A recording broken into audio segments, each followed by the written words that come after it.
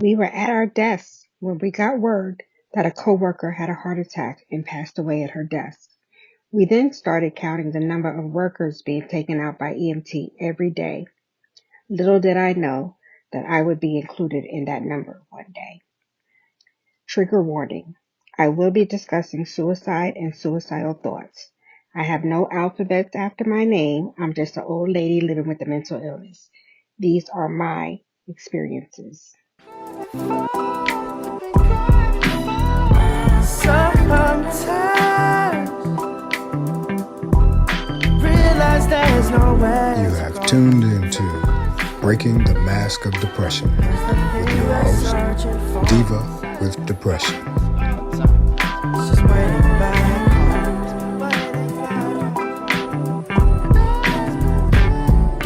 Hey guys, Happy New Year. I hope everyone had a wonderful, wonderful holiday. Mine was up and down, but I had my baby, so that's all that matters. My break was a little bit longer because I have the dreaded stupid flu, and so excuse me if I cough a little during the show. But I don't know what the heck kind of flu this is, but I heard that there's two strains of the flu and there's another strain of COVID and RSV and all sorts of crap floating around. So I hope that you guys are staying safe. I hope that you guys are staying well. I was even at the hospital for an appointment last week and they've gone back to instituting masks. You have to wear a mask in the hospital. There are no children under 12 allowed. So I really, really hope that you all take the necessary precautions because whatever's going around is really, really bringing some of us down. The blurb that you heard is my real story. I worked for Hell Inc. and that is HELL capital. It was so bad that I never ever say the name unless I really, really have to. And that's really like if somebody, if I'm somewhere doing business or, something, somebody asks me the name of the company, the last company that I worked for, that's the only way I'll say the name. I even get anxiety when I have to drive by the place. That's how bad it was. I'll give you all the blah, blah, blah disclaimer that everybody's supposed to give. This is my experience. This is what I went through and during my 20 years at this company. And these are the things that I witnessed. So blah, blah, blah, yada, yada, yada. The place was really fucked up, y'all. I mean, there's no other way to put it. Um, the conditions, were horrible. And I started in another state, at the company in another state, and, experienced some things there. And then when I relocated, I thought that it may get a little bit better, but it got worse. And you guys know my story. I, my descent into hell started, the deep descent, I should say, because my breakdown started much sooner than my actual breakdown. But the deep, dark decline that I live in today started on the job. So today I really want to discuss, we have to have the discussion. And I know that a lot of people have done think pieces and articles and podcasts talking about the struggles that Black women face. And, you either have people talking about Black women in relationships and the way that they're struggling there, and Black women in domestic violence, women in corporate America, and not even just corporate America, at work, period. Black women just walking down the damn street. It seems to be that we are always fighting, we are always struggling, and we are always either losing our minds, losing our health, losing our lives, all three. And so, the next story that I'm going to share with you, I did not speak on it when it initially happened because Number one, I was a little triggered when it first happened. And number two, I wanted to make sure that I told this story and I told my story with the utmost respect because this queen deserved my respect and she deserved more respect than she was given. Um, and I know that you guys have seen the article on Dr. Candia Bailey, Dr. Antoinette Candia Bailey, and she was the Vice President of Student Affairs at Lincoln University in Missouri. On January 8th, 2024, she went on to find her peace among the angels, and she did it by her own hands. And when I first saw the headline, I my breath started, I started breathing, kind of shallow, because number one, I was struck by how gorgeous she is. Oh my gosh. And so the picture is the first thing that popped up. And, I was expecting to read, about her accomplishments. And then I saw the tagline under and my heart broke because, you know, she didn't deserve to lose her life that way on those terms. She was not treated with the respect that she was due. This was a brilliant woman. This was a woman who has accomplished so many amazing things in her life. I mean, a doctor, a VP, at a major HBCU. Um, and that was just one of the accomplishments. If you go and you read her bio, you will see that she was um, a, a, just an amazing asset to the Black community. Um, and, as with some other losses that we have faced in the public eye, and that's just in the past year, we've lost some people, but it seems to the suicide rate among Black women and Black men also, but I can only tell my story as a Black woman. Um, it's the rates are high. And I know that I share that with you guys all the time because I want you to understand that, yes, diabetes is the numbers are high. Heart conditions, the numbers are on the rise. But suicide is a major mental illness as a whole is a major problem in our communities.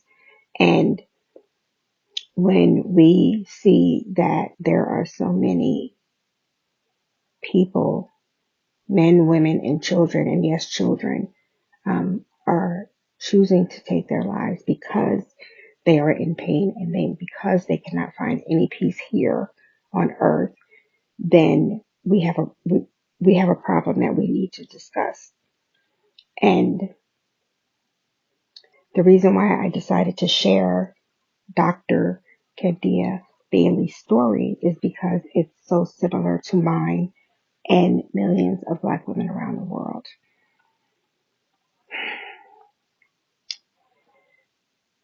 These spaces that we have to go to work in every single day, oh boy, people have no idea how traumatizing it could be to go to a place every single day where people of another race make it their business. They make it their mission to break you. They will bully you. They will harass you. They will, you know, give, false information to make it look like you're not doing your job. You can have so many credits behind your name. You can have every degree, known to man, and it doesn't matter.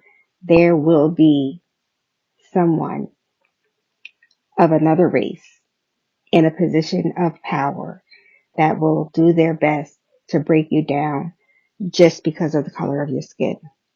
or just because of the color of your skin and your gender.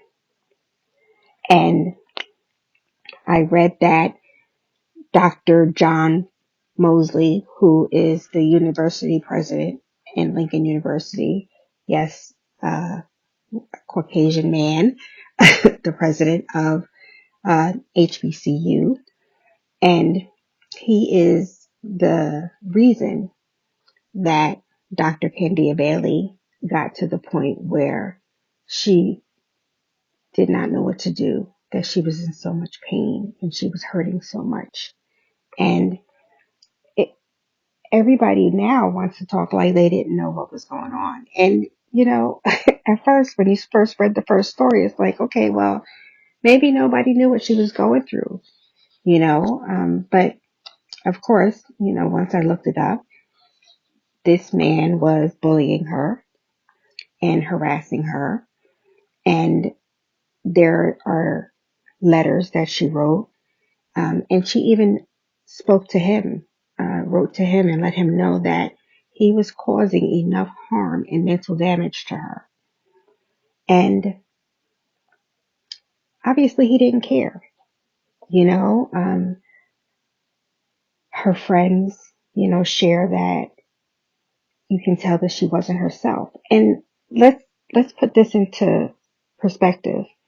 She became the vice president of student affairs May 1st, 2023, and she passed on January 8th, 2024. What is that? 6 or 7 months? 6 or 7 months. And this is the amount of damage that he did in just that short amount of time. And her friends said that they noticed that there was a change in her.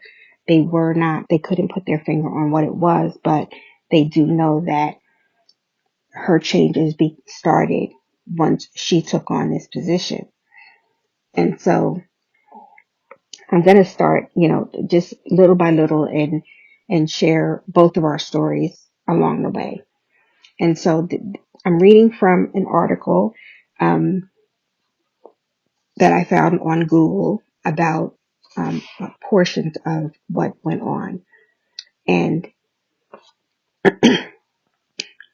one of the first things that was used against her is that it seems that her FMLA, which we're all, you know, privy to, which we've all earned once we start, um, you know, working, you know, this is part of some of our benefits, but it says that her relationship with Mosley went downhill due to her severe depression and anxiety. And when she made, when she did complain about how she was treated to the board and the board president, and they basically just didn't give a fuck, you know, like that's not our business. And I'm going to switch to me for a moment. The first time that I went to the doctor to let her know that, and you guys have heard me tell the story, the first time that I went to the doctor to let her know, tell her that I don't know what's going on with me, but I felt myself deteriorating. And, you know, we went through different tests or, you know, trying to figure out what it was. I vertigo or, you know, because I was getting lost going to work. I was disorientated a lot of time. It was just disoriented a lot of time. Um, and so she took me out for a week or two. And then I went back and I started declining again. I just continuing to decline. And I went to her one day and for some reason, she either looked at my chart, a page of my chart, or she asked me where I worked. And when I told her, she paused and she turned and she looked at me and she said, "You should have told me that from the beginning and I would have known exactly what direction to go in. Do you know how many of you are my patients? Do you know how many of you cross these doors? Do you know how many of you are struggling right now? You should have told me that." And she says, and she said it's not her fault too. She didn't pay attention because, you know, I had other issues. Of course, you're going through I was going through menopause, premenopause. Um, I had just relocated, so of course, depression and single mom in a two-parent house. So I'm running with kids all the time or whatever. So she was coming at it from that angle. And y'all, she sat down with me for about 10 to 15 minutes, and that wasn't abnormal. Um, and she's like, she says, I want to know what's going on in that place. Many of you are breaking down. Like, so many of you are sick. What is going on? And she said that her and the doctors discussed it, you know. And so I learned early on in my career that human resources is not for us. Human resources works for the company. And so when you go to human resources to complain about someone that you're working with, they're going to find a way to do what's best for the company. And so if I'm complaining about a higher up that is abusing me and bullying me, if that person is high ranking and contributes to the figures and brings in the money, who cares what's going on with me? Because I'm just a lonely person. Um, I also learned that things that you share in HR are not private. They do go back to the people that you are talking to. Um, and you can be penalized for it. And so when she discovered what was going on, she did sign me out for a longer period of time and, started me on with therapy, intense therapy. And, of course, at that time, it was private. But once you out for an extended period of time, then they have to report to your manager and let them know what's going on. And so back and forth, back and forth. In any case, when I was um, confronted by my manager about what was going on, he laughed. I'm the type of person, when I get angry, I cry. It's not because I'm weak. It's just that I get so fired up that I cry. And I went into the office. I was called into the office because of the way that I was being treated. They were trying to push me out. And so they were giving me like bullshit work and, asking me to do things that there was just no way it could be done properly. And so the subject of me being sick came up. Well, you're out so much and blah, blah, blah. And he and the other person that was there sort of smirked and laughed at the fact that I was out because of a mental illness.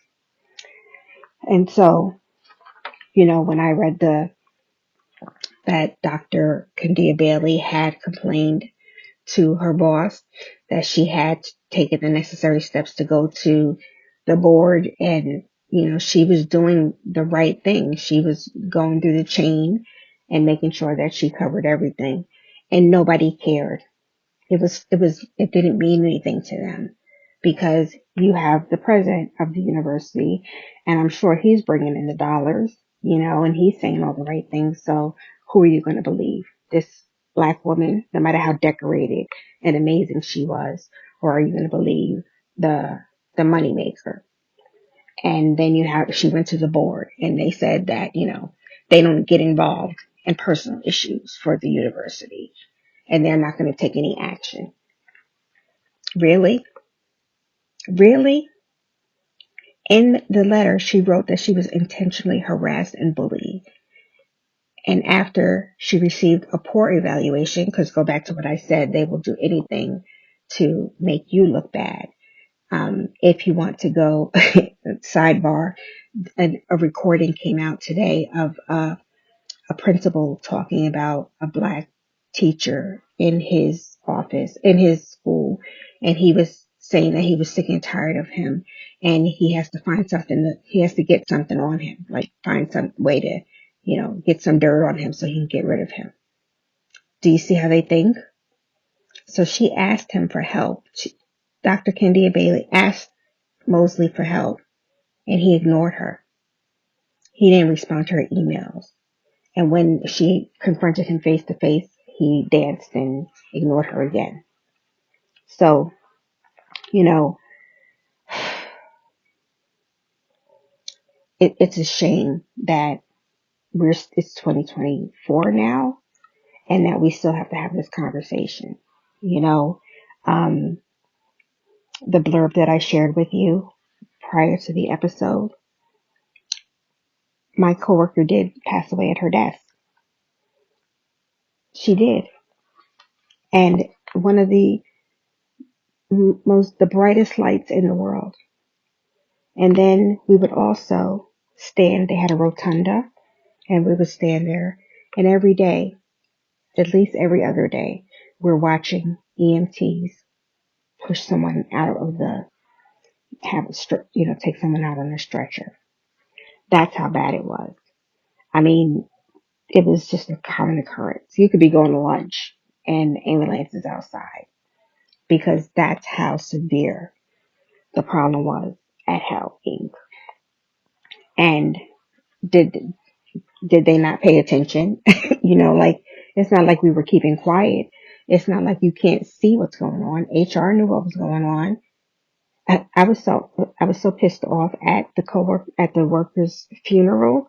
HR showed up. People from HR showed up. What are you doing here? That's a slap in the face to her family, because you did not help her. She asked for help. Obviously, you guys know about the conditions that exist at this company, and nobody's doing anything. What a slap in the face. Um, but even after you go through all the channels, I remember in the first department that I was in the company, you know, of course you have people that are in charge, and, I was young when I started, and so everyone wants to treat you like a child. And so not only are you young, but you're a young black girl. And so they think that, they can get away with the racism and the corporate bullying. And I, I would stick up for myself to some extent, like, you're not gonna just talk to me any kind of way. You're not gonna treat me any kind of way. Like, I come in here and I do my job. I do a damn good job, that I shouldn't be treated this way. And so, you know, you do try your best to go through the different channels, and it breaks you when you just keep trying to fight and you're not getting anywhere. And eventually I went to another department, thinking that it would get better. But it didn't. It didn't. I can't tell you how many tearful battles I had trying to defend myself, um, defend my right to be treated properly, to be paid fairly, um, to be recognized. You want to be recognized for the hard work that you do. You know, um, it's just, I remember going into another manager's office at my second job and trying to explain, what was going on, and they just couldn't grasp it. Like, it means nothing to them. It really means nothing to them. And, we have to get up every single day. I had kids, I'm being a mom, I'm being a partner. I have to come in here and put on my good face. If I may have things going on at home, I have to come in here and try to put up a good front and do my job and be professional. And it means nothing, or you're doing the same job as, your coworker who's on the same level as you, but a different color, and they get accolades all the time. They get promotions all the time. They get raises all the time. You're doing the same work. And I'm going to tell you, 9 times out of 10, I'm doing it better than them, and still don't get the compensation or the recognition. This is a letter that Dr. Kendia Bailey shared with Dr. Mosley. You intentionally harassed and bullied me and got satisfaction from sitting back to determine how you would ensure I failed as an employee and proud alumna. Okay? So he can't say that he didn't know. He was plotting her downfall, intentionally harassed and bullied me.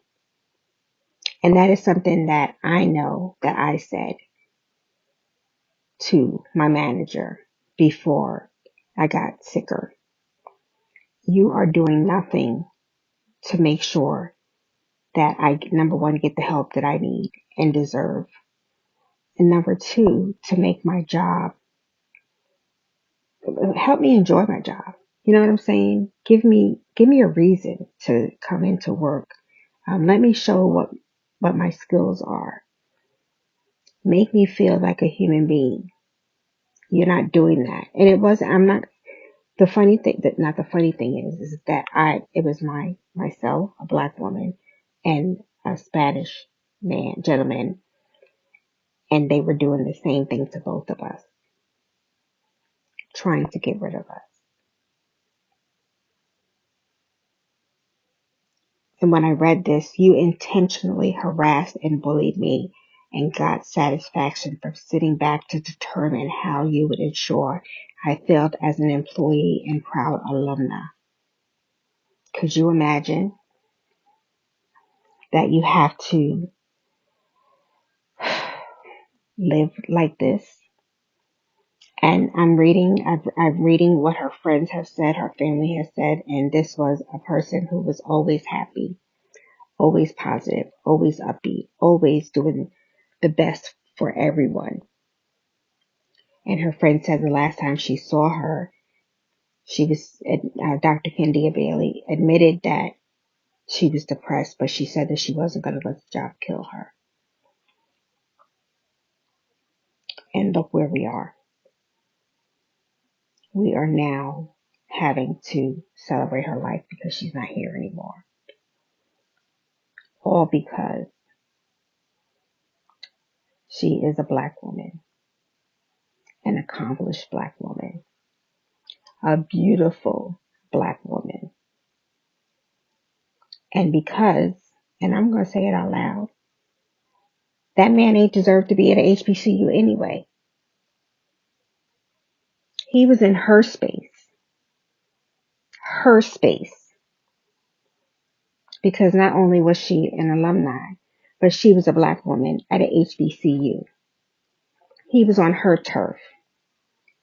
He had no right. He had no right to do that to her. He absolutely had no right.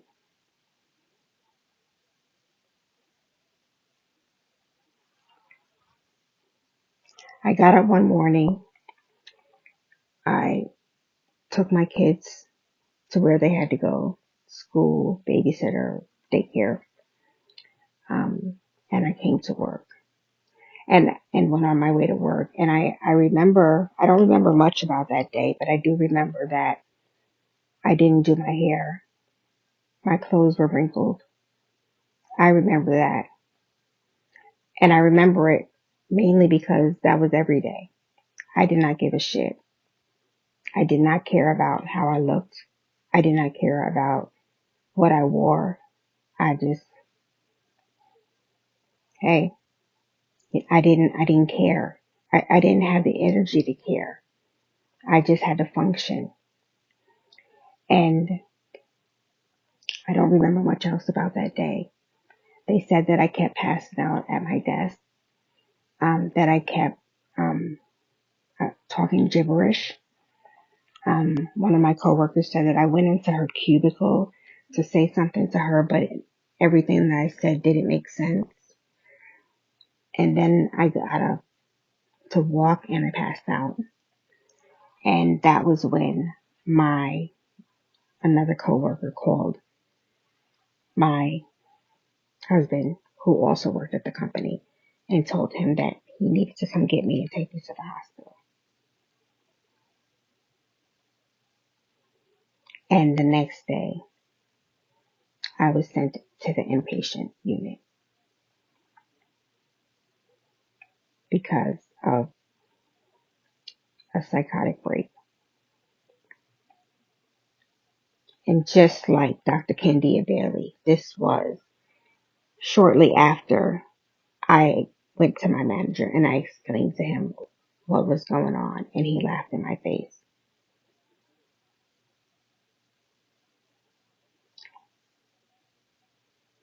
I was, he was trying his best to get rid of me. He was trying to best to get rid of my Spanish coworker. And then I sat at his desk one day. I was sitting, my cubicle was outside his office, and I hear him talking freely with the door open about trying to take down another black man at the company. What he didn't know is that man was one of my friends. But I hear him lying on the man. And I knew that he was lying. And the only way that my friend was able to head him off at the pass was because I heard what he said.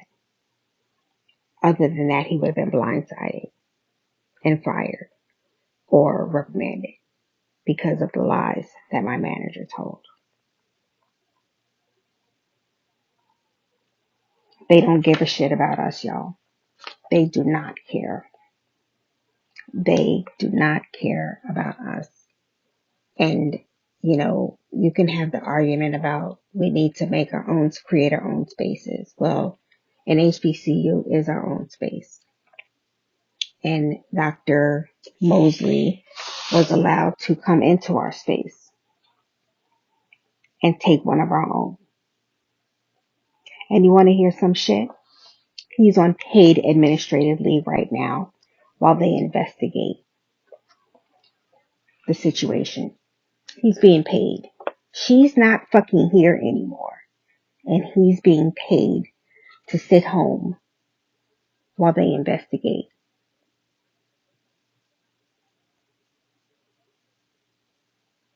Isn't that something? She's not here anymore. And you want to hear how the media spins things. They said, oh, he voluntarily decided to take a leave while he's being investigated. No, he didn't voluntarily. The students and the admin on the campus at the university decided to protest. They have started a petition to get him fired. And now all of a sudden, he voluntarily stepped down. Isn't that something? And then the board that said that, let me read it word for word. Please be advised, the Board of Curators does not engage in the management of personnel issues for Lincoln University and will not be taking further action related to this issue. Guess what the statement is now? As a board, we are committed to make certain the mental health of Lincoln University employees is a priority and that every employee is always treated with dignity and respect. Isn't that rich? Isn't that rich? Just a few weeks ago, you said you didn't give a fuck and you're not stepping in. And now that we've lost a queen, all of a sudden you're committed to the mental health of the employees.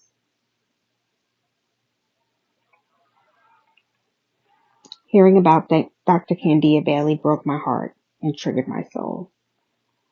She joins a long line of sisters that are beaten down to the point of no return. As with me, everyone stood by and did nothing. The board, human resources, administration, none of the entities that are in place to help us. I learned that the hard way. And then you wonder why people are afraid to take family medical, do the FMLA, or go to, what is it called? The employees EAP program. You can't trust it. You don't trust that they are going to do what's best for you, because you see so many instances like this where people are doing the right thing and they're trying to go through the right channels to get help, and they are penalized and they are ignored. And we just keep seeing the same thing over and over and over again. How many more bodies do we have to step over before something is done? How many times do we have to be shown that our spaces have to be reserved for us in order for us to maintain a sense of normalcy, a sense of security, a sense of balance, a sense of safety? There's no reason why this beautiful woman should not be here anymore. Dr. Antoinette Bonnie Candia Bailey should still be with us. And because of racism, because of discrimination, because of misogyny, because of plantation-minded white men, she is not here anymore. Because of plantation-minded white men, I go to therapy every week for PTSD and depression and anxiety. And I take 4 medications a day. I can't drive on a certain side of town without sweating or getting panic attacks because of where my trauma began. Because of plantation-minded white men, my coworker is no longer here because no one took the time to think about her health. They were only concerned with money.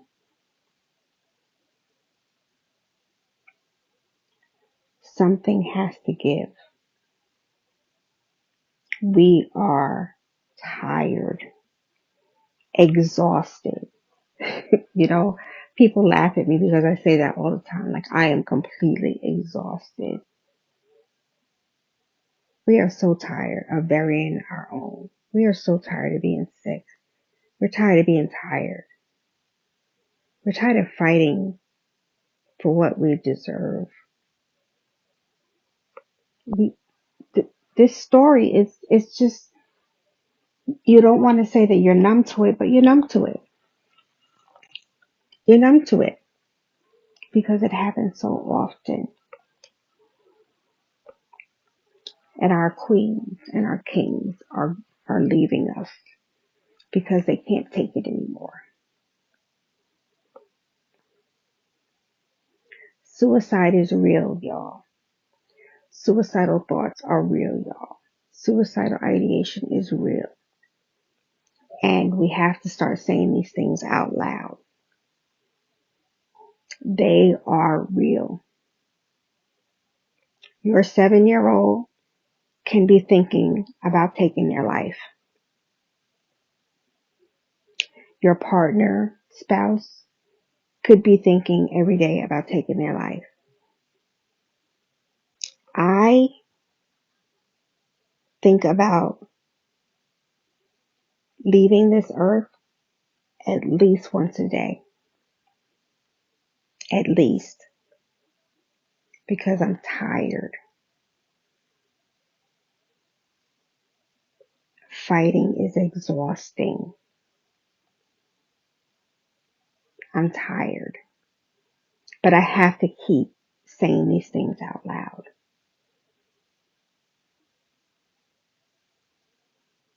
We have to start having these conversations. We have to start encouraging each other to get help. Now you have a husband without his wife. You have a mother without her daughter. You have a doggy without his mommy. You have friends that have lost their sister. And you know the amount of guilt that goes with that? You know, one of her friends says she feels so bad because she didn't recognize it. Listen, we know how to mask it up real good. You know, that's why the name of my podcast is Breaking the Mask of Depression, because we wear it well. We've had to, all 400 years. We have to, because of situations like this. We have to be 10 times better. We have to always be put together. We always have to be on. And some of us wear the fucking mask so well that the people closest to us don't even know how we're feeling. This is one of her sisters. I talk to my two sisters every single day, and they have no idea. When I walk out the house, I laugh because I read the notes after I have a visit with my psychiatrist. And, you know, she's not disheveled. You know, she's, you know, because my psychologist told me one day, she said the first thing that we have to pick up on is your appearance. And so if you don't come in here in wrinkled clothes or smelling, or, you know, it's obvious that your hygiene is not being taken care of, then they think everything is fine. And if you go to every single note that my psychiatrist puts in, it says, you know, she's put together. Her hygiene seems to be intact. Her appearance is well. She has no idea, because my mask is perfected. And that is scary, and it is very dangerous, but it's what we do. And so Dr. Khadija Bailey, her husband is going to live with the fact that he didn't know that his wife was suffering as much as she did. Her sisters, her sorority sisters, her best friends, her family members, her mother, they are going to live with the fact that they didn't know that she was in as much pain as she was in. And it all could have been prevented if the president of the university would have been a better man, if he would have treated her with dignity and respect like she deserves. And so we're going to celebrate her life. I know that everyone will celebrate her life. I am going to celebrate her life, and I didn't even know her, because of all of the wonderful things that she has given to this world. And I'm also going to pray that her soul is at peace. But I'm not ashamed to say that I'm also hoping that he feels the wrath of what he's done, and that plotting her downfall contributes to his downfall. And I'll say, you know, I'll ask God for forgiveness later, but this is murder. That may sound drastic to some, but it's murder. If you are constantly harassing someone and bullying someone and beating them down, and they take their life, you've contributed to murder, as far as I'm concerned. Corporate America is murdering people on a daily basis. These institutions are murdering people on a daily basis. The government is murdering people on a daily basis. And we have to start getting help. We have to start saying the bad words out loud. And we have to start coming together to encourage each other to get help and support each other. We have to learn how to recognize the mask of our friends and our family members instead of ignoring. or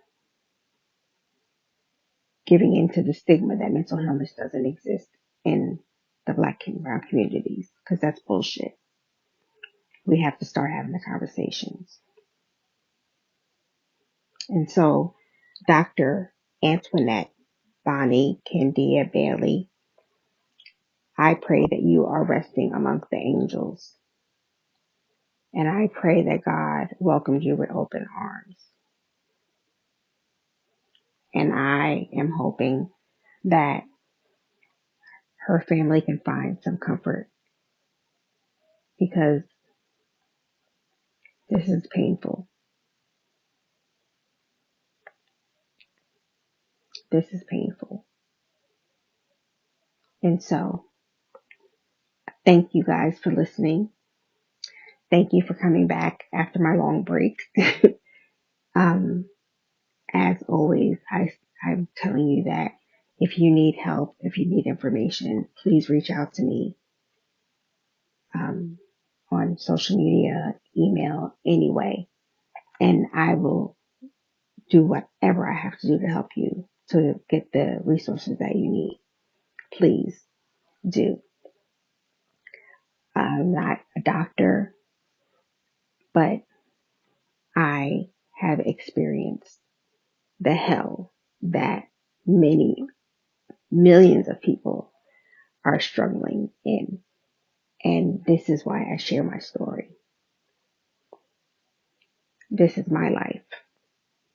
And I know that somebody probably in the next house is in the same position as me. So we just have to keep sharing our stories, and we have to start getting loud. I hope you guys take care of yourselves. Stay well, stay safe, try to stay healthy. Thank you for listening. Please feel free to give me feedback. If there's something that you'd like me to discuss, let me know. If there's a guest that would like to come on or you would like to see, let me know. I'm here for you. Take care, and please find some peace. Realize that